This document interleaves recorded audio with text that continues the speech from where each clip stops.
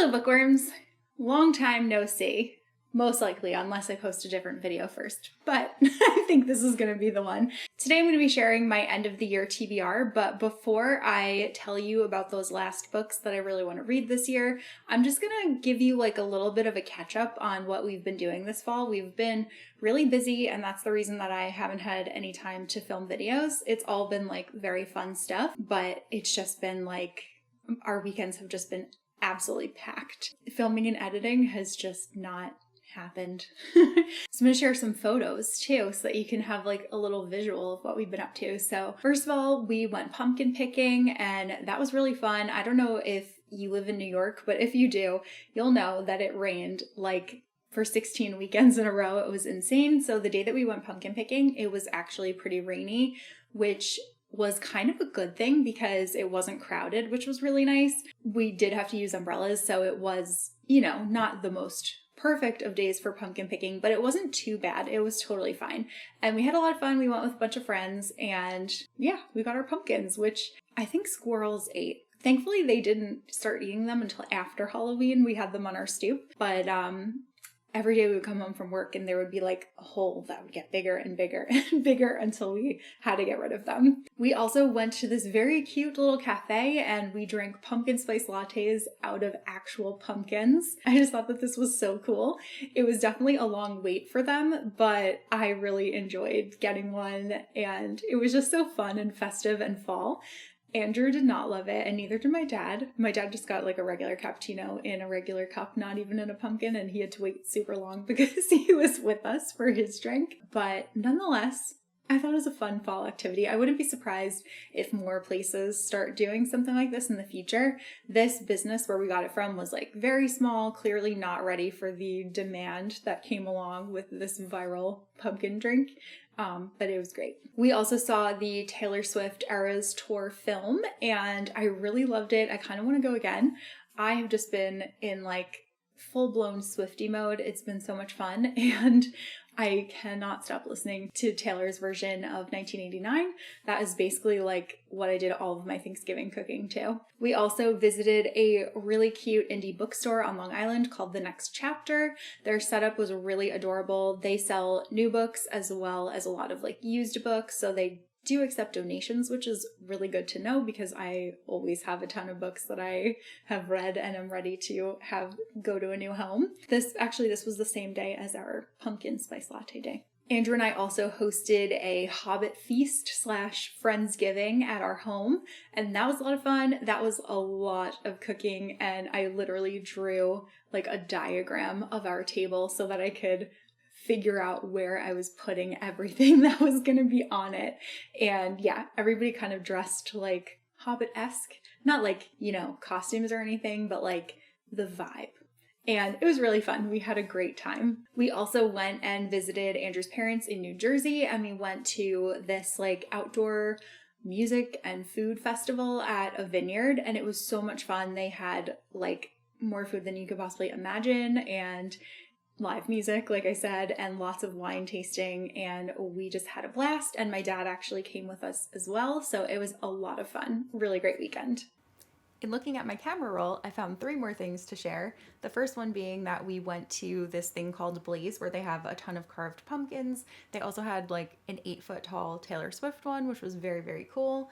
We also went on a ton of hikes and we got to appreciate lots of the fall foliage. And then lastly, and probably most exciting outside of what I'm going to tell you right after this, is that we got invited to see the Radio City Music Hall Christmas Spectacular annual dress rehearsal. So we got to see it the day before the show officially opened, and I'm just so excited because that had been on my holiday bucket list, and it's something that I had wanted to do while we were living in the city, but we just never got around to it. So I'm really glad that we finally got to do it this year.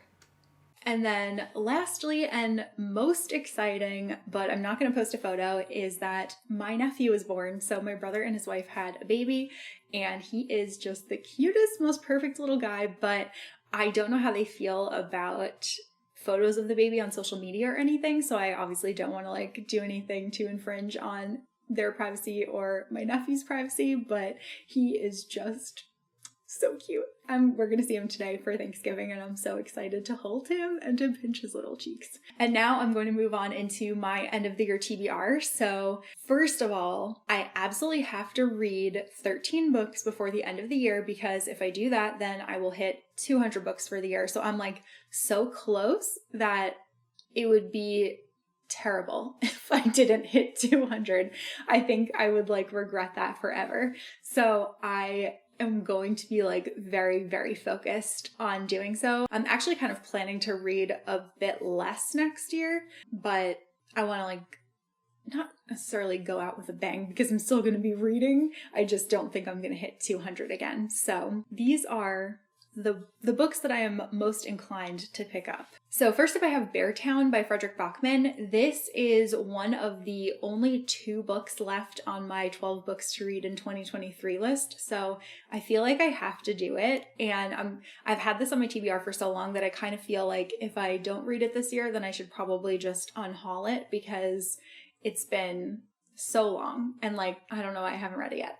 But this is actually a trilogy, and I believe the last book finally came out. I think there's like a really big gap between books 2 and 3. So if I do like it, then I definitely will continue reading the series. I kind of expect that I will because I loved A Man Called Uva. This one takes place in like a really small town, and they're like really big on hockey. And then there is a really shocking thing that happens, and half of the town believes that it happened because it involves the star hockey player, and half of the town does not believe that it happened. So, and we're following the girl who comes forward. I don't want to say what it is because I don't want to get demonetized or anything, but hear that this one is like kind of a stressful read, so definitely not something that's going to be like on the relaxing side. Next up, I cannot wait to read The Mystery Guest by Nita Prose. This is the second book in the Molly the Maid hopefully series. I don't know how many books this is going to end up being, but it was the most exciting surprise to get a second book. I like kind of don't really want to know too much about this one, but I just loved Molly as a character so much, so I can't wait to see what mystery there is to solve in this one and how she's going to figure it out, because her mind just works in the most amazing way, and I'm just so excited to read more of her. Obviously it involves a guest at the hotel, but yeah, I'm really looking forward to this one. Next on my list is Project Hail Mary by Andy Weir. I am so excited. I think I'm going to actually listen to this book on audio. I listened to The Martian last year. It was like one of the last books that I listened to in 2023, and it ended up being one of my favorite books of the year. So I'm kind of like looking forward to recreating that same experience for me. I'm thinking that this one might be like my audiobook that I listen to while I'm doing all of my cooking for Christmas, since we're going to be hosting Christmas again. This one obviously takes place in outer space. We're following a character who wakes up with like no memory of why he's in space, and he's all alone, and he has to figure out what's going on. And once again, this one is narrated by Will Wheaton, and it seems like people liked this book even more than The Martian, which I just don't even know how that's possible because The Martian was so great. So I'm really looking forward to this one. Next, I want to read Wolf Hunter River by Rachel Kane. This is the 3rd book in the Stillhouse Lake series. I read books 1 and 2, absolutely loved them, and I'm just so looking forward to the next book. I really love Gwen as a character. I think that she's very resilient, and she's such like a fun heroine to follow. She's got so much going on, and all she wants to do is just like keep her kids safe. She's a very admirable woman. The end of the last one was like pretty shocking, so I'm curious to see where the series is going to go from here. But her husband was a serial killer. She had no idea what he was doing, and now she is constantly having to like change her name and her kids' names and hide from everyone. Next, I would like to read Twisted Games by Anna Huang. This is the 2nd book in the Twisted series. I read the 1st book, Twisted Love, in November. Really enjoyed it. I thought that it was a lot of fun. I didn't necessarily love the romantic interest in it, but this one sounds like it's going to be way more up my alley. It has a trope that I really like. It's going to be like a princess bodyguard kind of situation, and it just sounds like so much fun. I like pretty immediately predicted that this would probably be the next romance as soon as we met one of the characters in here. And I think I also know what one of the other ones will be too. So I'm excited to continue the series. I think this is just like a really fun romance series. I was going to say light, like it does feel light, but there are a lot of heavy topics. So, but I just think that this one is going to be a blast, and it's also going to be a really quick read. Will help me get my Goodreads number up. Then I want to read Wreck the Halls by Tessa Bailey. This is Tessa's new Christmas romance, and I'm really excited to read this one. Andrew and I are going on a little trip. We're going to Prelude in Maine, which is basically like a Christmas festival. So it just feels like really on point to read a holiday romance during that time. I'll probably read this one on the plane.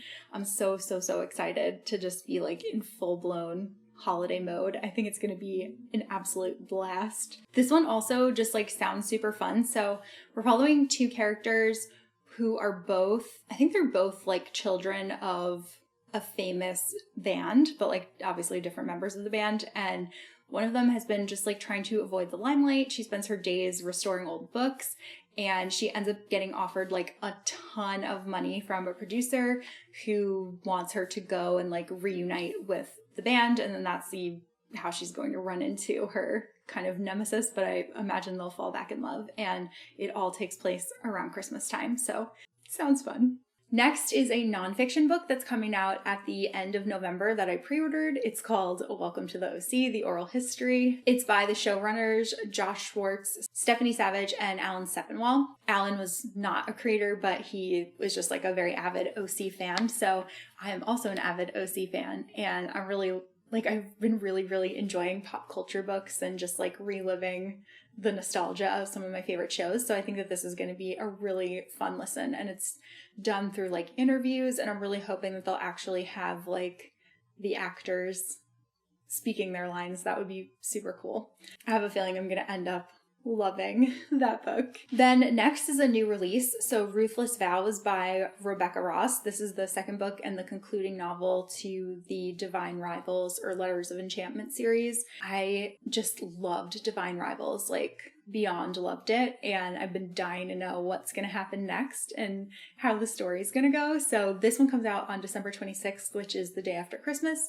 And I will be literally downloading it on my Kindle that morning. And I just want to spend my entire day reading because, as I mentioned earlier, we're hosting Christmas.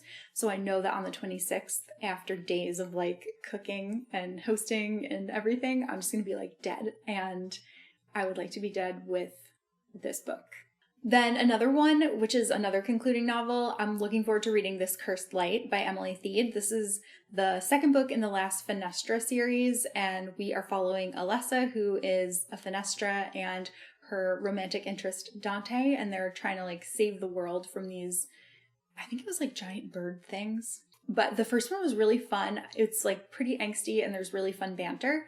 So I'm looking forward to seeing how this one will conclude too. I ended up loving the characters like way more than I expected to. And it's also set in like an Italian inspired fantasy world. So it was kind of unique and really fun. And then the last book that I'm going to talk about is Sable Peak by Daphne Perry. This is the sixth and final book in the Eden series. And while I am so sad that the series is ending, I am really excited to read this particular romance because we're following Matteo, who is the sibling that I've just been like waiting for his story for so long. I'm really hoping that I'll like his situation. These are all romantic suspense, and the last book ended with like a big bomb dropping about something that could be going on with him. So I'm curious to see like how that's gonna go, and I am excited about his love interest because we also met her in a previous book. So I just have really high hopes for this one. I think it's gonna be a lot of fun. I think it comes out December 5th, so I'm probably gonna read it like that day. But yeah, that is all that I am planning on reading. I'm leaving a little bit of space in there for anything that I'm mood reading or anything that might come off hold at the library, because that's usually just like kind of unpredictable. But I hope that you enjoyed getting a little bit of like a catch up and hearing what I've been up to during fall, so that you can hopefully forgive me for not posting any videos for a little bit. I just really want to hit my 200 books for the year, and I will be so satisfied. Let me know if you are going to make your reading goal for the year and what your goal was. But that's all that I have for this video, so I will see you guys soon in a new one. Bye!